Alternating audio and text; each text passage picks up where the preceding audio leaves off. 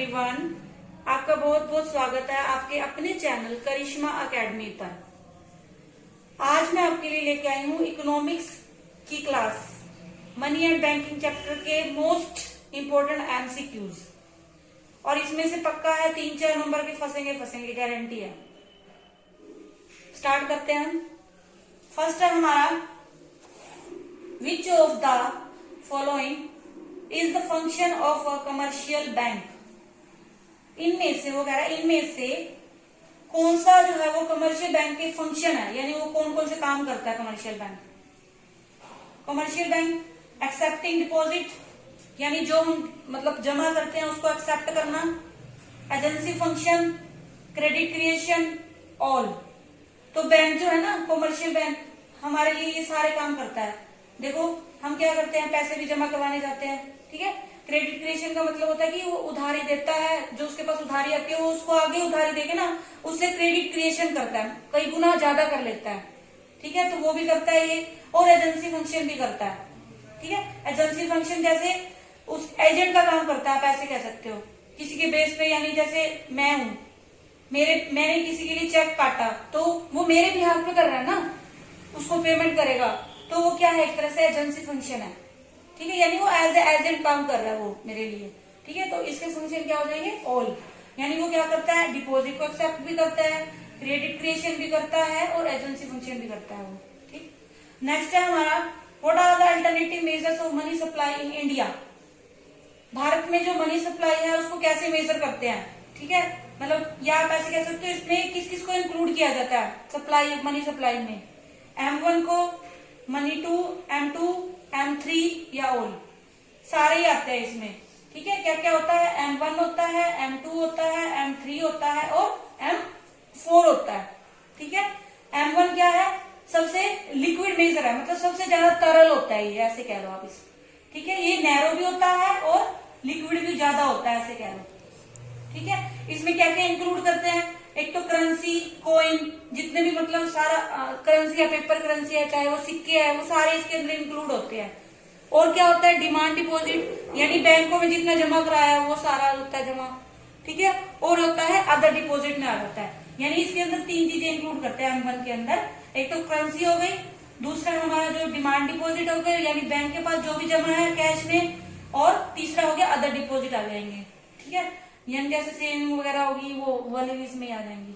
दूसरा M2, इसमें M1 plus post office की सेविंग आ जाती है। वो पूछ सकता है इनमें तुमसे, कोई भी एक देके उसकी इसके अंदर क्या क्या इंक्लूड है। वैसे आपके सिलेबस में M1 ही है, मेरे को लगता है M1 है, ठीक है। M1 है ज्यादा, तो इसको ध्यान रखना। इसमें सारा करेंसी, कोइन और डिमांड डिपॉजिट और अदर डिपॉजिट आते हैं, ठीक है। नैरो है ये और लिक्विड ज्यादा होता है।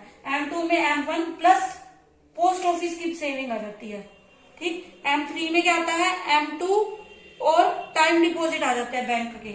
M3 में क्या आएगा, M2 प्लस टाइम डिपॉजिट, यानी जो फिक्स डिपॉजिट नहीं होते, जो लंबे टाइम तक के लिए करते हैं, वो आ जाता है। और M4 में आ जाता है, M3 प्लस पोस्ट ऑफिस की सेविंग आ जाती है, ठीक है। पोस्ट ऑफिस की सेविंग जितनी भी है उसमें सिर्फ जो इसके अंदर मैंने बताया था ना, पोस्ट ऑफिस सेविंग, वो कौन सी आएगी, सिर्फ जो मतलब थोड़े टाइम के लिए होती है, ऐसे कह लो, करंट वाली कह लो आप, ठीक है। सेविंग डिपॉजिट, और इसमें पोस्ट ऑफिस की सारी आ जाती है जितनी भी है, ठीक है। दोनों में ये डिफरेंस है। तो अब ये क्या आएगा, सारा आ जाएगा, यानी M1 भी होता है, M2 भी होता है, M3 भी होता है और M4 भी होता है, ठीक है। थर्ड है हमारा, giving permission to withdraw money by an amount more than deposited is known as.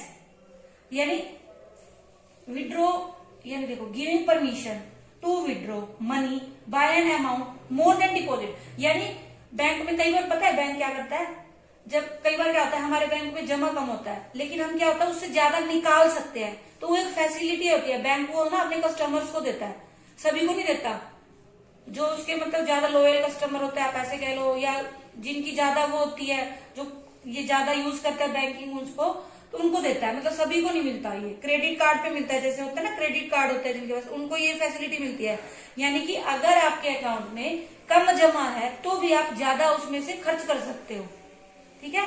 जैसे मान लो आपके अकाउंट में 10,000 पड़े हैं, लेकिन आप 15,000 की शॉपिंग करना चाहते हो, तो आप 5,000 बैंक आपको फैसिलिटी दे रहा है कि अब आप एक बार निकाल सकते हो जरूरत पड़ने पर, लेकिन बाद में वो आपको करवाने होते हैं जमा।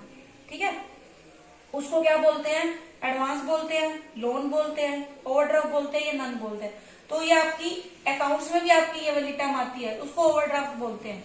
ठीक है, ओवरड्राफ्ट यानी ओवर, उससे ज्यादा, यानी जितना डिपॉजिट है उससे ज्यादा आप क्या कर सकते हो? यूज कर सकते हो। ठीक है, लिमिट होती है वो भी, और वो भी बैंक हर एक कस्टमर को नहीं देता, ये ध्यान रखना।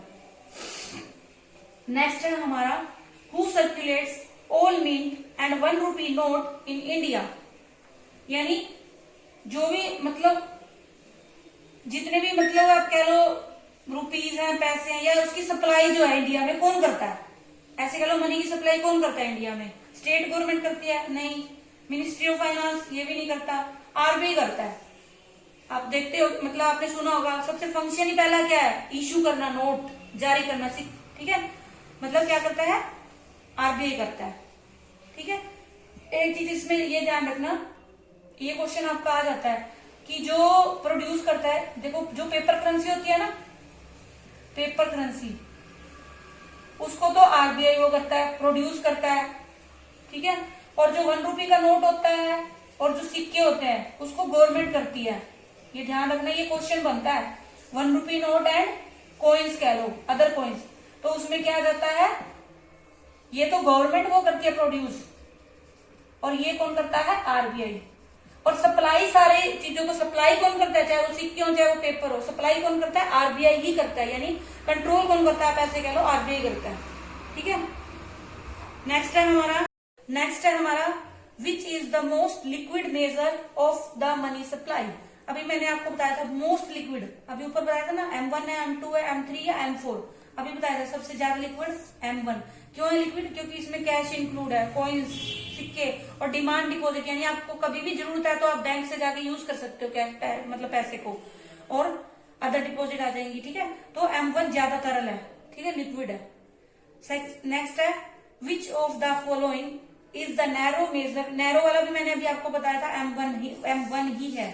और ये ध्यान रखना, M1 आपके सिलेबस में है, इसीलिए इसको बार बार पूछते हैं। ठीक है, M1 में क्या क्या इंक्लूड है? सीसी कह सकते हो, यानी कॉइन करेंसी, अदर डिपॉजिट, और डिमांड डिपॉजिट, डीडी यानी डिमांड डिपॉजिट। ठीक है, next which of the following is the apex bank of India. Apex bank यानी इंडिया का अपेक्स कह लो, केंद्र बैंक कह लो। अपेक्स होता है बड़ा, यानी टॉप का कह लो, टॉप का बैंक कौन सा है? अपेक्स बैंक कौन सा है? आरबीआई। ठीक है, रिजर्व बैंक ऑफ इंडिया। ठीक है, अपेक्स बैंक कौन है? RBI, Reserve Bank of India. Next है who has the right of note issue, कि मतलब नोट को जारी करने का जो राइट है, अधिकार है, वो किसके पास है?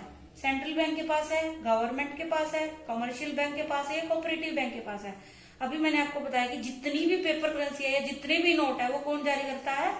Central bank. सेंट्रल बैंक यानी हमारे इंडिया का सेंट्रल बैंक कौन है? आरबीआई है। ठीक है, RBI, Reserve Bank of India.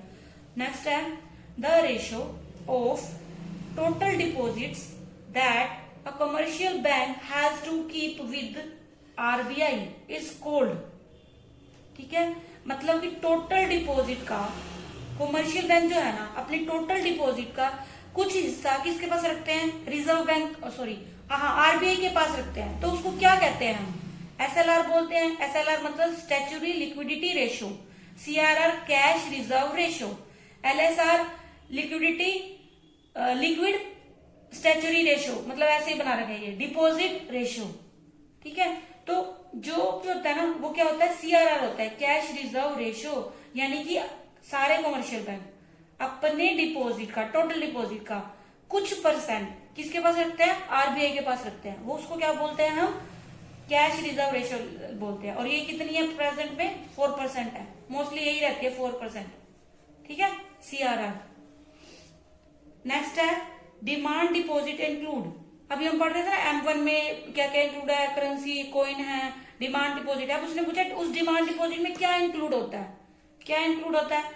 Saving account deposit and fixed, saving account deposit and current account deposit, current account deposit and fixed deposit, all types of deposit. हर प्रकार की deposit नहीं, ये तो कट ही जाएगा।